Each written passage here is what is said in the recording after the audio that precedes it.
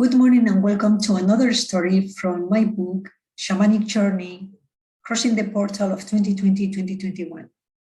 This story is called Wolf Moon of the 28th of January, 2021. It was a Thursday night and it was the first full moon of the year.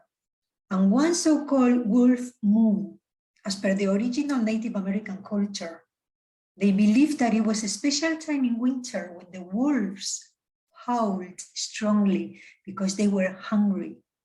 Today, it is known that howling is a sign of communication. Just a week before writing these articles, I completed a series of 5 articles called Shamanic Healing. They are part of this book. It was a transitional time through the very strong planetary conjunctions of the last months of 2020, November and December. And I called it an energetic portal or opening because that is what it felt like to me.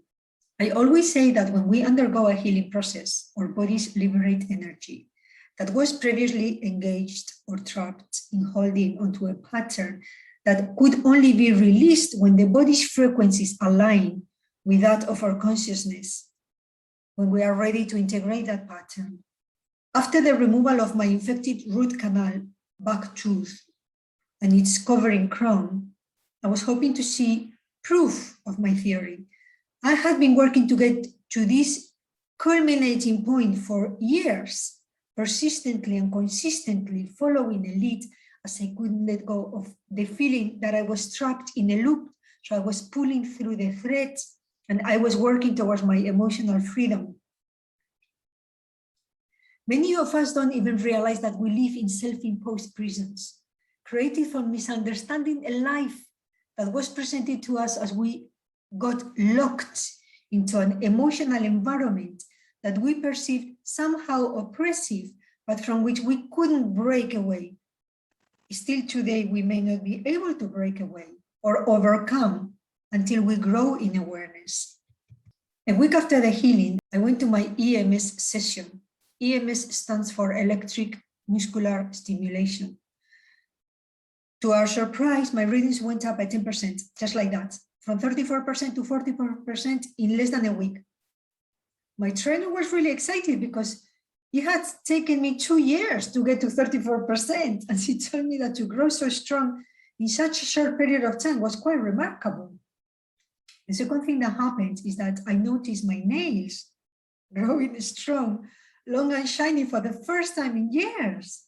I had been taking calcium for a few months and collagen, but my nails kept breaking and had ridges, and I kept them all short.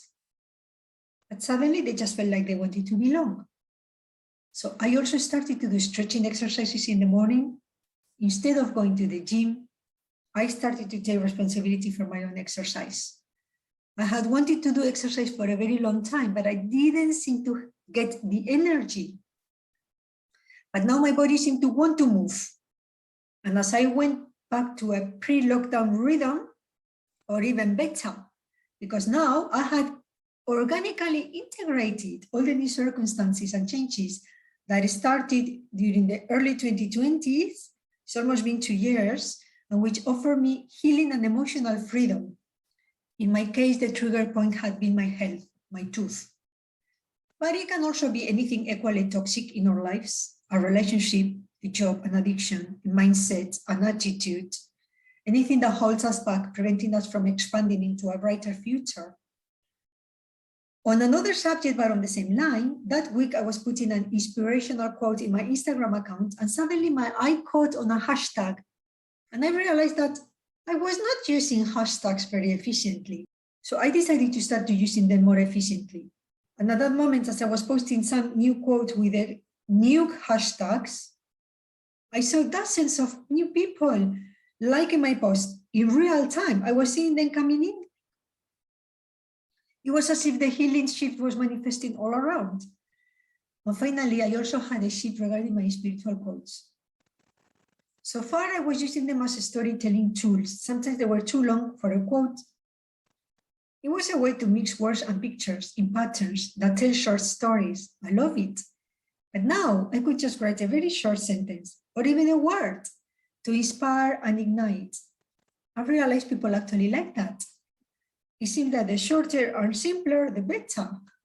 So this day I was walking by and there were trees on the path, and I heard very loudly a calling from a myna, from a bird, a chirping, just above my head. So I looked up because it was so loud, and I smiled. This myna was moving so vigorously, and the branch that seeds were falling all around me. Mynas are part of the blackbird family. They are very intelligent and they can be trained to talk basic sounds and syllables. Mynas and all the other blackbirds are very intelligent and can be trained to talk basic sounds and syllables. Yet again, the universe was talking quite loudly about the subject of communication. The feeling I got was that my quotes are a tool of communication in a new way. There are a million places where you can post a quote.